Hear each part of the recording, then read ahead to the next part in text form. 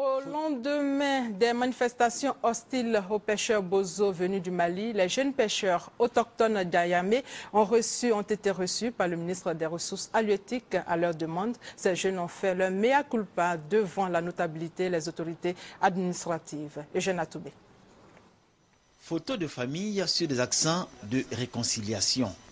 La notabilité d'Ayamé, conduite par son chef Nana Numbeira, a présenté au ministre en charge des ressources halieutiques le pardon de toute la communauté. Au nom de la tradition, je ne peux pas refuser un pardon de mes parents d'Ayamé.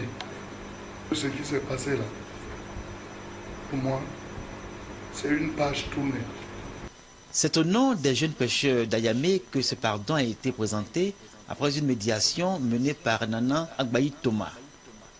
Les jeunes ont confessé l'inconduite et l'irrévérence de certains de leurs camarades devant un membre du gouvernement en mission officielle. Par la voix de Kadiabou Grégoire, cadre d'Ayamé, les jeunes pêcheurs ont présenté un repentir collectif. Ils ont aussi pris l'engagement de s'en remettre à la décision du gouvernement dans le conflit les opposant aux pêcheurs bozo sur le lac Bia. Nous avons foi en sa capacité de faire, en sa détermination à aider ses frères et sœurs d'Ayamé pour que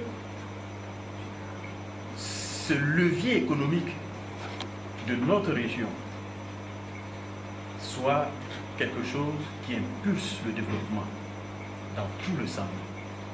Nous sommes là aux côtés du corps préfectoral mobilisé à cet effet pour aider à mettre en place les dispositions qui ont été prises, qui ont été annoncées par le ministre Adjumani. Donc nos jeunes ne vont pas persister dans l'erreur. La réalité est que sur la question, les jeunes eux-mêmes sont divisés. Il y a les radicaux et les modérés.